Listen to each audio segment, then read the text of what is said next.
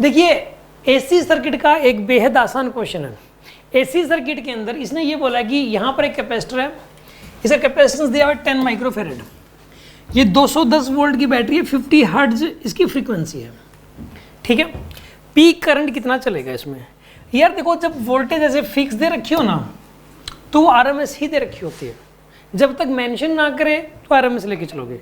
दूसरी बात, साथ में फ्रीक्वेंसी लिख दे तो वो भी पक्का हो जाता है, क्योंकि जैसे कि कोई भी आप खरीदते हो सामान मार्केट से, कोई चार्जर, कोई बैटरी, कुछ भी, या कोई और भी सामान, कोई कैपेसिटर, उसमें कुछ भी है, जैसे एक तो वोल्टेज लिखी रहेगी कि इतनी वोल्टेज पे काम करेगा, एक फ्रीक्वेंसी, ये वोल्टेज आरएमएस वोल्टेज ही लिखी रहती है, स्टैंडर्ड है ये, पीक कभी भी नहीं लिखता, स्टैंडर्ड आरएमएस का ही है। तो ये आरएमएस वोल्टेज है, तो पीक वोल्टेज तो यहाँ से आ जाएगी। पीक वीपी कितना आएगा? पीक वोल्टेज आएगी √2 से मल्टीप्लाई कर दो, पीक वोल्टेज आ जाएगी। अगर आरएमएस वोल्टेज को √2 से मल्टीप्लाई करते हैं तो पीक वोल्टेज आ जाएगी। तो यहाँ पर आएगा 210 √2, ये आएगा आपके पास निकल के, ठीक है। अब सुनो, पीक आ गई।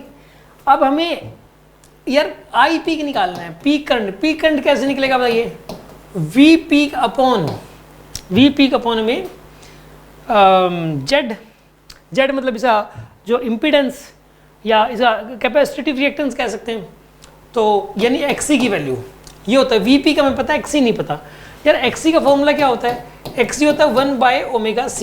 ये फॉर्मूला आपको पता होना चाहिए, ये बात आपको पता होनी चाहिए, बेसिक की बात है, पहली क्लास में बताई जाती है। तो 1/ω की वैल्यू कितनी होगी इसके अंदर? ओमेगा होता है 2πν, ठीक है ना। तो 2πν, न्यू की वैल्यू हो जाएगी 15। अब बात करते हैं सी, कैपेसिटेंस कितना है इसका? 10 × 10⁻⁻⁶, क्योंकि ऐसा ही में सोल्व करना अपने को, ठीक है ना। तो ये आ जाएगा आपके पास एक्सी निकल के आएगा 1/, ये बन जाएगा 100, ये 1000, तो पाई × 10⁻³ बन जाएगा। ये सोल्व करोगे तो आप नीट और जेई की तैयारी के लिए मैंने तैयार किए फिजिक्स के स्पेशल ऑनलाइन कोर्सेज। इन कोर्सेज में है क्लास वीडियोस, स्पेशल डीपीपीज, उनके वीडियो सॉल्यूशन, स्पेशल टेस्ट और उनके वीडियो सॉल्यूशन। मैं ये दावे और वादे के साथ कह सकता हूं, अगर आपने इन कोर्सेज को कर लिया तो आपका फिजिक्स में बेस बन जाएगा, जबरदस्त कॉन्फिडेंस आ जाएगा और सिलेक्शन कंफर्म हो जाएगा। इन कोर्सेज में फिजिक्स की शुरुआत हुई है जीरो लेवल से हाई लेवल तक। यार मैंने पूरे यूट्यूब गूगल को छान लिया, कहीं नहीं है ऐसे फिजिक्स। इन कोर्सेज के बारे में डिटेल जानने के लिए डिस्क्रिप्शन बॉक्स में एक वीडियो लिंक दिया हुआ है, उस पर क्लिक करें अभी की अभी। 10⁻³ तो ये हो जाएगा 10⁻³ डिवाइडेड बाय पाई, ये आएगी एक्सी की वैल्यू। अब देखो वीपी का 210 √2 अपॉन में एक्सी है 10⁻³ × पाई, ये आएगा आपके पास, ठीक है। इसको सोल्व करना है, बस आंसर आ जाएगा। सोल्व कर लेते हैं इसको। 21 डिवाइड बाय 100 आएगा यहाँ पे, इंटू √2, क्योंकि एक जीरो से एक जीरो कैंसिल कर दी, इंटू 22/7, ऐसा कर दो आप। तो यहाँ पे 3 आएगा, तो यहाँ पर आएगा ये 66 √2 डिवाइडेड बाय 100, तो यहाँ आएगा 0.66 इंटू √2, ये आएगा। इसको सोल्व करना पड़ेगा, 0.66 इंटू 1.414, इसको सोल्व कर लो आप, आंसर आ जाएगा आपके पास, ठीक है ना। इसको अगर हम लोग सोल्व करें, इसको मैं कैलकुलेटर से अगर सोल्व करूंगा, यही आएगा। सोल्व कर, इसको सोल्व करने के बाद जो आंसर मैच करेगा इसका, वो आंसर मैच करेगा इसका सोल्व करने के बाद 0.93 ampere, this is the answer, यही आंसर मैच करेगा। कैसे पता लगा मुझे? 1.41, ये 0.93 एम्पियर कैसे मैच करेगा?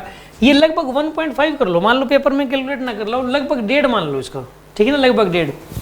अब 66 का 1.5 गुना, एक बार डेसिमल का चक्कर छोड़ दो आप, ठीक है, डेसिमल का चक्कर छोड़ दो, 1.5 गुना करो 66 का 1.5 गुना, तो 66 इसका आधा होता 33, 66 + 33 93, कितना बन जाएगा ये?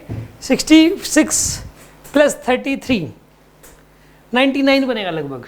तो 99 से कम ही आएगा, क्योंकि एग्जैक्ट 1.5 तो नहीं है, तो 99 से थोड़ा सा कम, तो यही बनता है फिर तो, ठीक है ना। मतलब वैल्यूज 93 ही जनरेट होगी इसके अंदर, या मतलब 9 वगैरह। डेसिमल का चक्कर छोड़ो, ये वैल्यूज तो जनरेट भी नहीं होंगी। डेसिमल तो सब में 2 के बाद ही डेसिमल है, ठीक है ना। ऐसा तो है नहीं कि भाई किसी में 9.3 है, किसी में 0.093 है, ऐसा होता तो फिर तो प्रॉपर सोल्व करके देखते हम, वैसा तो कुछ है नहीं। तो वैल्यूज 5, 8 बन रहा है कि 120 बन रहा है कि 35 बन रहा है, बस ये देखना है। अब मल्टीप्लाई करोगे तो 0.93 बनेगा। समझ में आ गया होगा आपको ये, है ना।